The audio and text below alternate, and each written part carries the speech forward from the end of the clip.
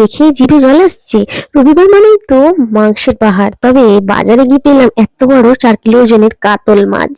পেয়েই বাড়িতে এসে ভাবছি কি জমকালো রান্না করা যায়। ব্যাস ভেজে পেলাম কাজু, পোস্ত, কাজু, লঙ্কা মিশিয়ে করে নিলাম মশলা।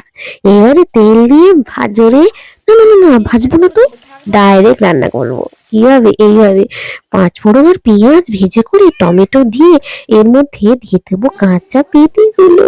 হ্যাঁ বন্ধুরা, ভাজবো না, নিমেষের মধ্যে রান্না করতে হবে। রবিবার বলে যেমন কর্তার ছুটি, আমারও ছুটি লাগে।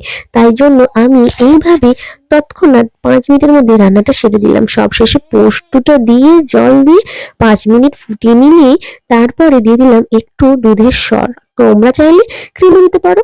এই ফাঁকে গরম মশলা আর একটু মটরশুঁটি দিয়ে ছড়িয়ে নিলেই তৈরি আজকে আমাদের পোস্ত কাজু কাতল মাছ।